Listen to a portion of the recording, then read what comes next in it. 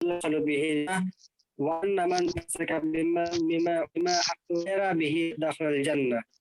حدثنا محمد بن عبد الله بن نمير حدثنا أبي حدثنا عمر بن عثمان حدثنا موسى بن طلحة قال حدثني أبو أيوب.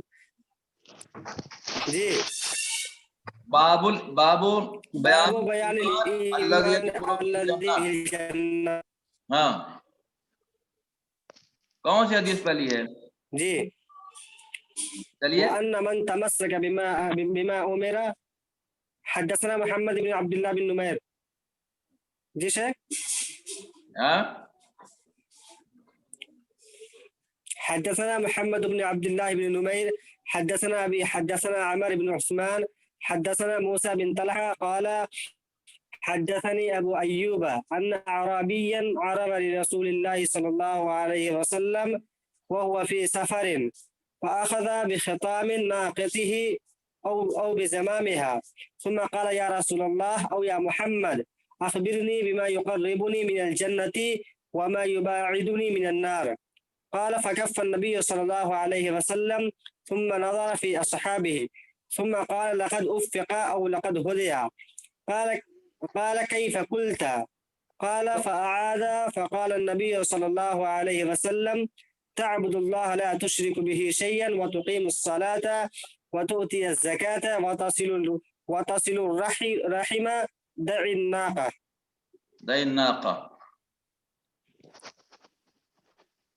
جی اس میں راوی ہیں ابو ایوب انصاری رضی اللہ.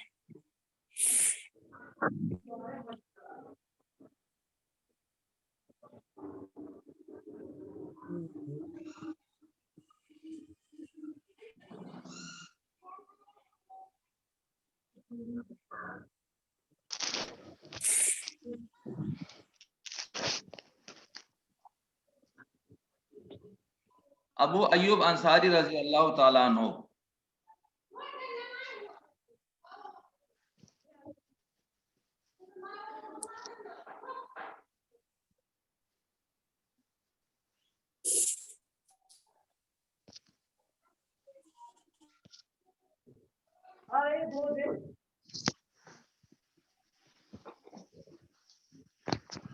ابو ایوب انصاری ابو ایوب یا کنیت ہے ان کی. خالد بن زید نام ہے ان کا. ابو ایوب انصاری کہتے ہیں ان کی وفات ہوئی ہے سن 50 میں یا 51 میں یا کسی نے کہا 52 میں یا کسی نے کہا 55 میں.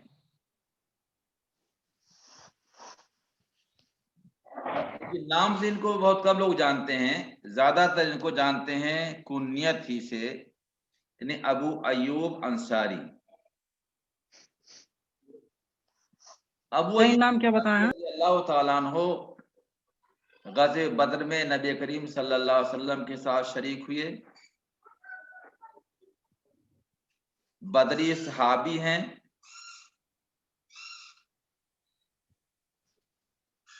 جب نبی کریم صلی اللہ علیہ وسلم مدینہ منورہ میں تشریف لائے تو ایک آپ نے ان کے قیام کیا تھا اور اسی درمیان آپ کے کمرے بن گئے، حجرے بن گئے، مسجد بھی بن گئی. بہرحال ان کو بہت بڑا شرف حاصل ہے کہ نبی کریم صلی اللہ علیہ وسلم کی میزبانی انہوں نے کیا 1 مہینے تک.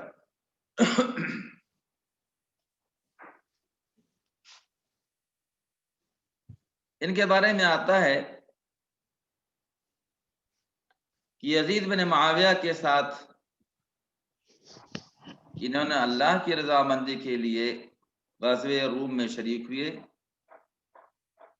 اور مقامی قسطنطنیہ کے پاس ان کی وفات ہو گئی، وہیں پر دفن کر دیا گیا.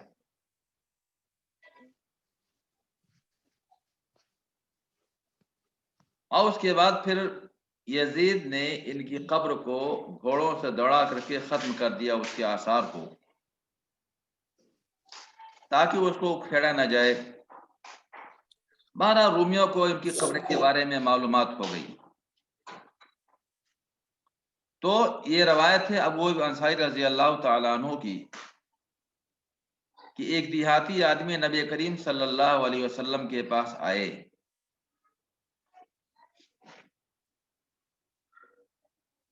وہ دیہاتی آدمی، نام تو اس کے اندر ذکر نہیں کیا کہ کون ہے وہ۔ دیہاتی آدمی بدوی بات ہے بعض روایتوں میں کہ عرابی یعنی بدوی، دیہات کا رہنے والے،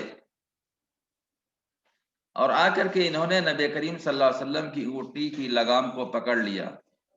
ختام کا لفظ آتا ہے یا زمام کا لفظ آتا ہے؟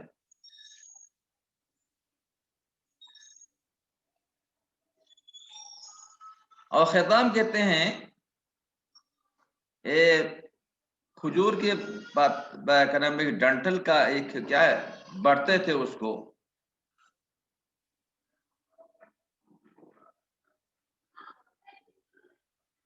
اور اسی کو اس کے منہ میں ڈال دیتے تھے اونٹنی کے، اور جس طرح حلقہ کی طریقے سے ہوتا تھا۔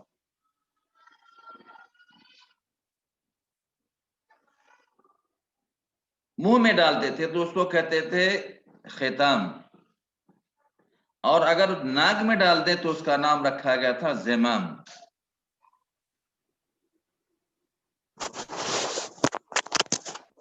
تو یہ بدوی آدمی نبی کریم صلی اللہ علیہ وسلم کے پاس آئے،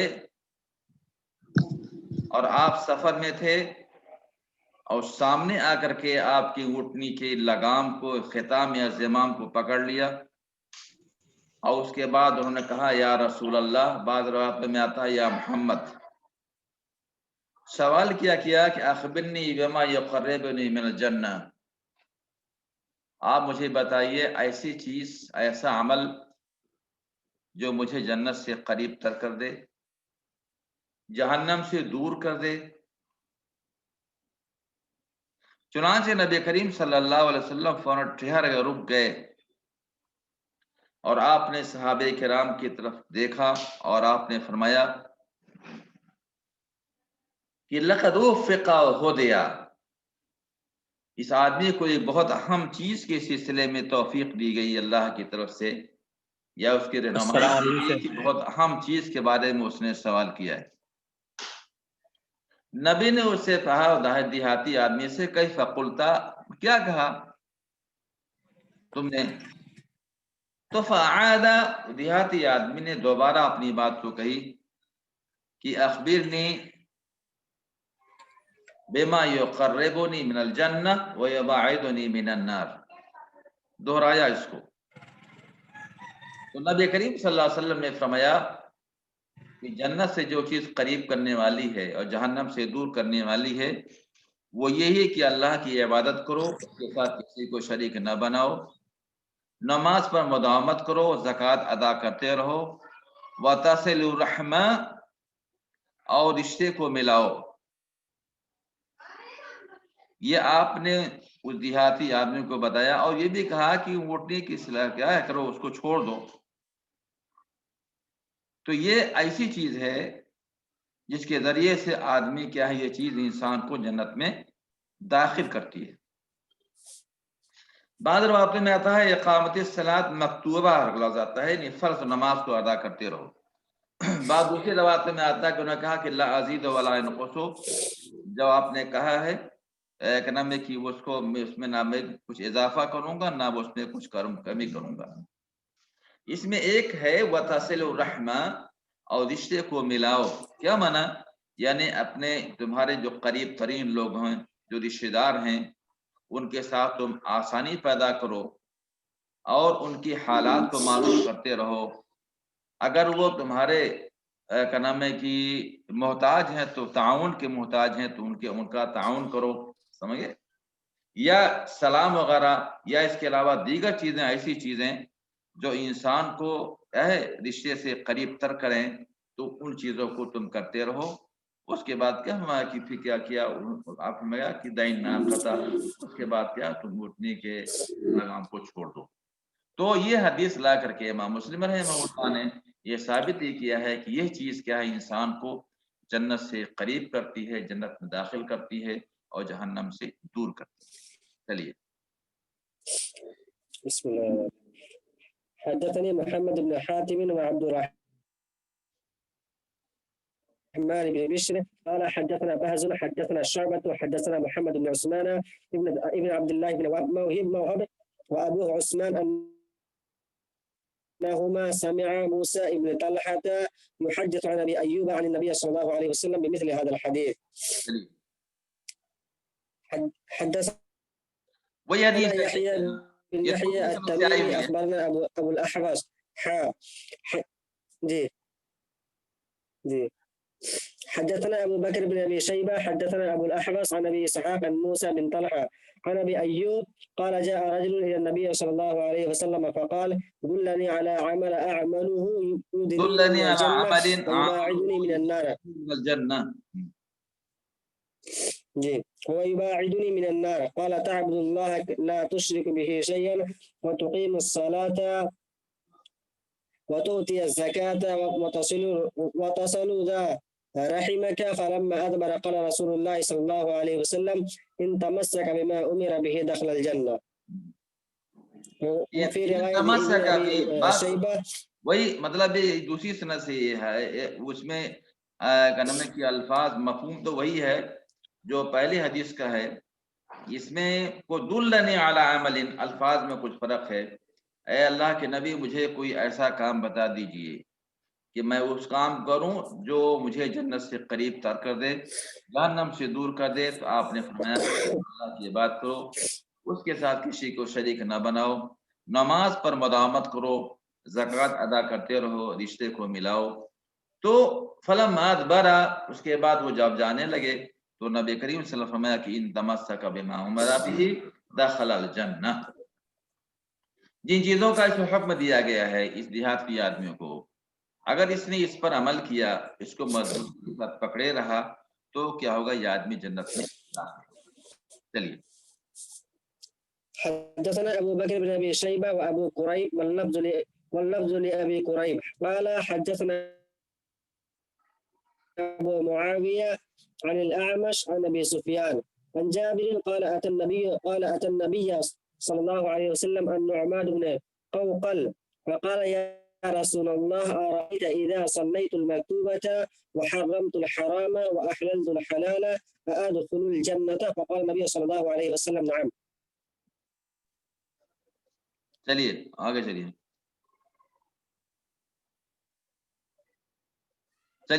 پڑھیے، وہی بات ہے۔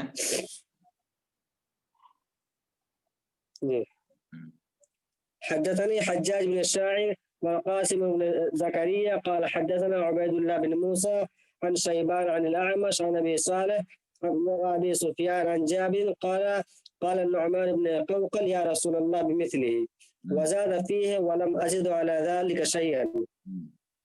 حدثني سلمة بن شبيب حدثنا الحسن بن أعين حدثنا معقل وهو ابن عبيد الله عن أبي الزبير عن جابر أن رجلا سأل رسول الله صلى الله عليه وسلم فقال أرأيت إذا صليت الصلوات المكتوبات وصمت رمضان وأحللت الحلال وحرمت الحرام ولم أزد على ذلك شيئا أدخل الجنة؟ قال نعم.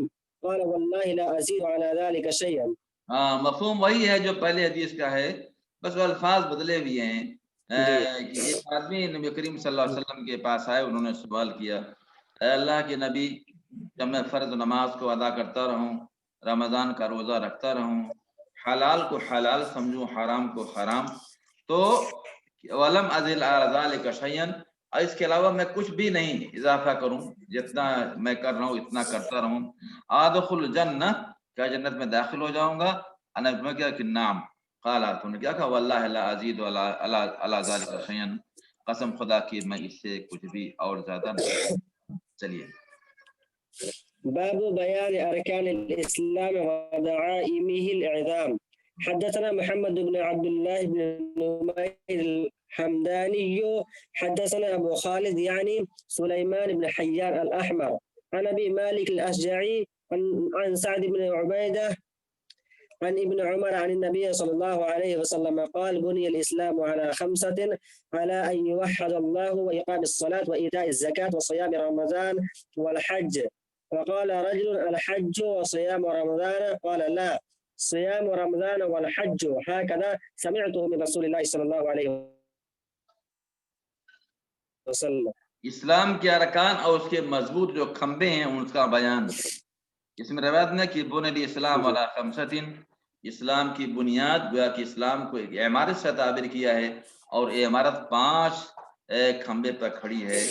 یہ آپ نے جو مثال دیا ہے مات تقریب اذہان کے لیے، تفہیم کے لیے، تاکہ لوگوں کے سمجھ میں اس قسم کی مثال دے کر کے کیا ہے دیں گے تو لوگوں کی سمجھ بات آئے گی.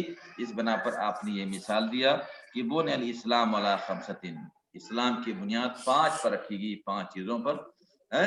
وہ کہ اسلام کیا ایک عمارت ہے اور اس کی بنیاد 5 کھمبوں پر رکھی گئی ہے. کیا ہے؟ پہلی چیز یہ کہ اللہ تعالیٰ کو ایک مانو.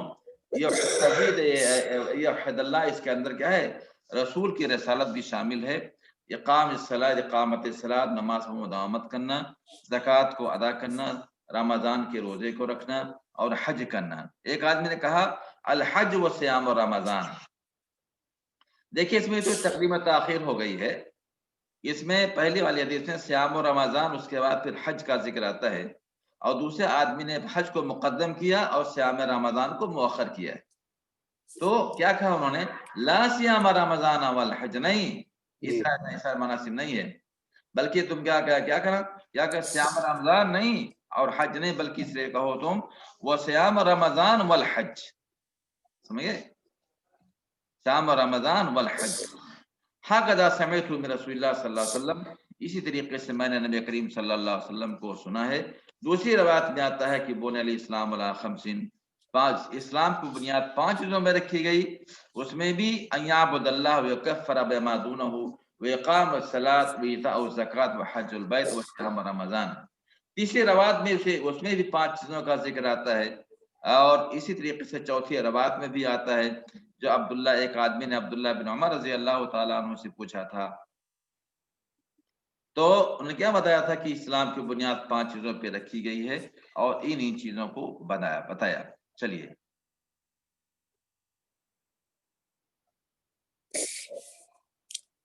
باب الأمر بالإيمان بالله تعالى ورسوله وشرائع الدين والدعاء والسؤال عنه وحفظه وتبليغه من لم يبلغه.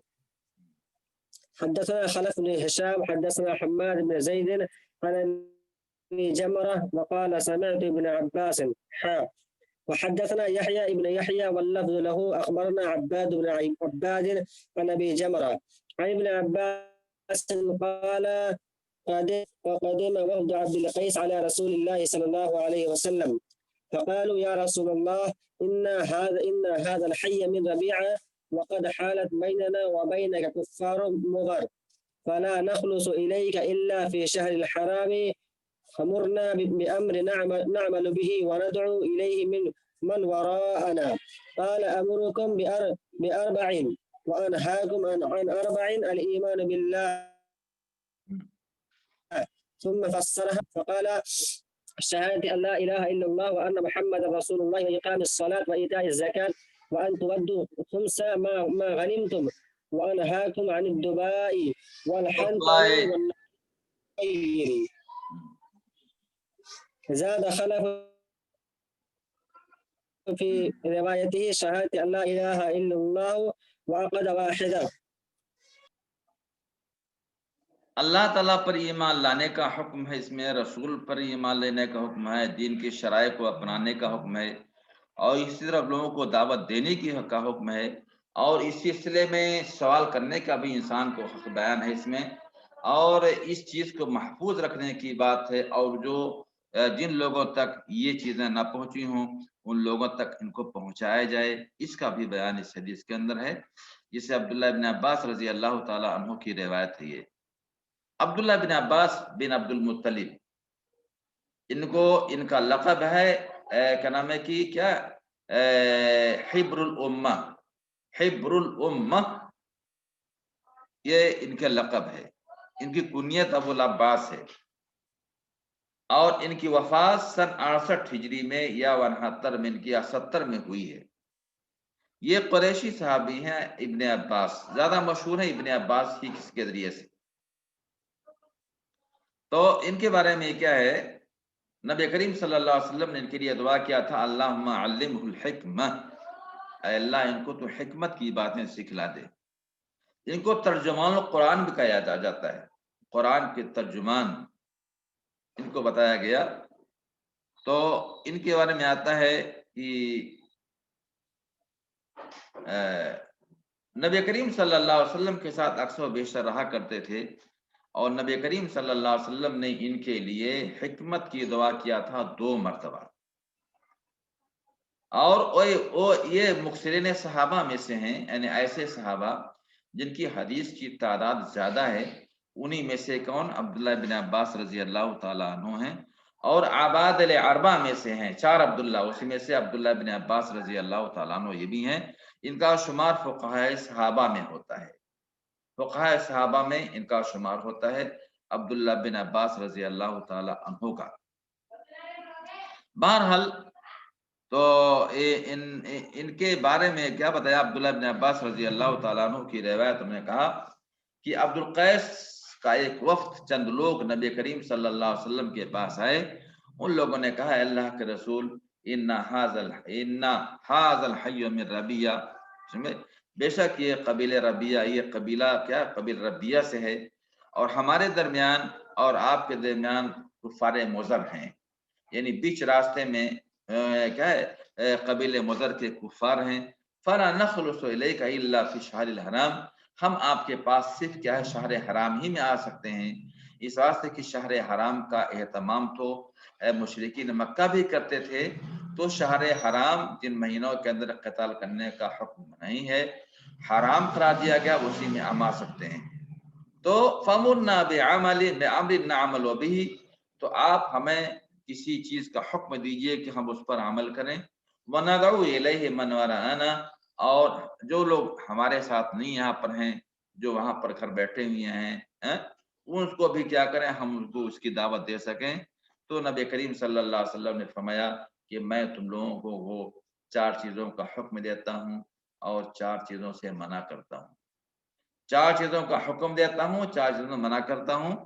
حکم کسے دیتا ہوں؟ الایمان باللہ، اللہ پر ایمان لانے کا۔ اللہ پر ایمان لینے کا اس کی تفسیر کیا کیا ان کے سامنے، یعنی شہادت اللہ الہ الا اللہ وان محمد رسول اللہ، اقام الصلاۃ و ایتاء الزکات، 3 ہو گئے، وان تودوا خمس ما غنمتم، اور جو مال غنیمت تمہیں ملے تو اس میں سے خمس 5واں حصہ تم اللہ کے راستے میں دے دو، اور وانہاکم عن الدباء، اور جو آپ نے منع فرمایا، ان کو 5 چیزوں سے منع فرمایا جس کے لوگ عاتی ہو چکے تھے۔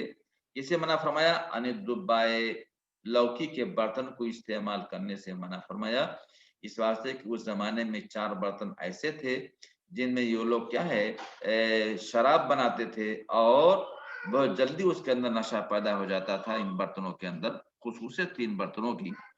تو ان 4 قسم کے برتنوں کو استعمال کرنے سے نبی کریم صلی اللہ علیہ وسلم نے منع فرمایا، اس واسطے کہ اگر ان برتنوں کو استعمال نہیں کریں گے تو ہو سکتا ہے کہ پھر ان کو شراب جو حرام ہو چکی ہے وہ یاد آ جائے، اور پھر شراب کی لت جو پڑی ہوئی ہے اس کی پھر یہ عادی ہو جائیں، اس کو پینا شروع کر دیں۔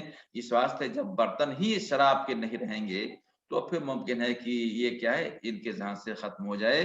تو ان الدباء ہے لوکی کا برتن، لوکی کا برتن میں یہ لوگ کیا ہے شراب بنایا کرتے تھے، اس کی خصوصیت یہ تھی کہ جلدی اس میں نشہ پیدا ہوتا تھا۔ اور الحمد میں اور سبز قسم کے گھڑے، جس کو کیا ہے بال وغیرہ ملا کر کے مٹی اور بال کیا کیا سے ملا کر کے اس کو بناتے تھے اور اس میں شراب کو بناتے تھے۔ والنقیر، اور کیا ہے میں کسے کہتے ہیں آپ پٹھوت، کٹوت یعنی کھجور کا جو تنا ہوتا تھا نا موٹا، اس کو بیچ میں کوریدتے تھے اور اس کے جو ہے جتنی لکڑیاں ہوتی تھی اس کو نکال لیتے تھے، اب وہ گہرا ہو گیا اور اسی میں لوگ شراب بناتے تھے، تو اس سے بنا فرمایا والمخیر، اور ایسا برتن جس پہ تاڑ لگا ہوا، تاڑ کول لگا ہوا وہ ہوتا ہے، تو اس میں بھی یہ لوگ شراب بناتے تھے، اس واسطے کہ اس میں کہ ان چاروں برتنوں میں کیا نام ہے کہ جلدی اثر کرتا ہے، اس بنا پر آپ نے ان کو ان برتنوں کو استعمال کرنے سے منع فرمایا۔ تو اب کیا ہوتا ہے اس میں کہ نبی کریم صلی اللہ علیہ وسلم سے جو ان لوگوں نے سوال کیا کہ ہم لوگ آپ کے پاس شہر حرام ہی میں آ سکتے ہیں، اس واسطے کہ اور دیگر مہینوں میں ہم آئیں گے تو پھر کیا ہوگا، کیا نام ہے کہ ہمارے آنے میں پریشانی ہوگی۔ وہ مضر قبیلے مضر کا کے جو کفار ہیں وہ ہمارے دشمن ہیں، ہم کو آنے نہیں دیں گے، اور اگر آئیں گے تو ہم کو لوٹ لیں گے۔ تو یہاں پر اور آگے فرمایا گیا وَأَن تُوَدُّوا مِنَ الْمَغْنَمِ مَا غَنِمْتُمْ، اور کیا ہے کہ جو تم کو مال غنیمت ملے تو کیا کرو، اس کو تم اس میں 5واں حصہ دے دو۔ یہ مال غنیمت کا ذکر آپ نے اس بنا پر کیا کہ ممکن ہے کہ یہ تمہارے پڑوس میں جو کفار مضر ہیں ان سے تمہاری لڑائی شروع ہو جائے اور تم کو فتح ملے، تم فتح ہو جاؤ، تو پھر کیا ہے تم کو جو مال غنیمت ملے تو اس مال غنیمت کا مصرف یہ ہے کہ اس کا 5واں حصہ تم اللہ کے راستے میں دے دو۔ تو اس طریقے سے اور ان برتنوں کے استعمال کرنے سے آپ نے منع فرمایا۔ معلوم کیا ہوا، ایسی چیز کو استعمال کرنے سے انسان کو بچنا چاہیے جو چیز ذریعہ بنے کسی غلط کام کے لیے، کسی غلط چیز کے لیے جو ذریعہ بنے تو اس سے بھی انسان کو دور رہنا چاہیے، اس واسطے کہ بذات خود یہ برتن ان کو آدمی استعمال کر سکتا ہے، پاک ہے، اور اس میں جو سے رکھی تھے وہ بھی پاک ہے، لیکن چونکہ اس زمانے میں ان برتنوں کو لوگ استعمال کرتے تھے شراب کے بنانے کے لیے، اس بنا پر کیا ہے ان کو اس سے منع کیا گیا کہ اس قسم کے برتنوں کو استعمال نہ کرو، اس واسطے کہ اگر تم استعمال کرو گے تو ممکن ہے کہ پھر تمہیں کیا ہے جو چیز حرام قرار دے دی گئی ہے پھر کہ تم اسی کی طرح لوٹ آؤ اور وہی پرانی یادگار تمہارے سامنے آ جائے۔ اس بنا پر فرمایا گیا کہ ان برتنوں کو بھی استعمال نہ کیا جائے۔ رہی بات اس زمانے میں اگر آدمی کو اس قسم کوئی شبہ نہیں ہے اور آدمی کو اس قسم کے برتنوں کی استعمال کرنے میں کسی قسم کا خدشہ بھی نہیں ہے تو ان برتنوں کو استعمال کیا جا سکتا ہے، ضرورت کے وقت ان برتنوں کو استعمال کیا جاتا ہے۔ وہ اس وقت کی بات تھی جبکہ لوگ شراب کے عادی ہو چکے تھے اور شراب کو بنانے کے اندر ان برتنوں کو استعمال کرتے تھے، اس وقت کی بات ہے۔ باقی باتیں اس حدیث سے اور متعلق باتیں ہیں، انشاءاللہ اگلے ہفتے میں اس کو ہم واضح کریں گے، اور وقت بھی ختم ہو چکا ہے۔ وصلی اللہ تعالی علی خیر خلق نبینا محمد وآلہ اجمعین۔ السلام علیکم ورحمۃ اللہ وبرکاتہ۔ وعلیکم السلام ورحمۃ اللہ وبرکاتہ۔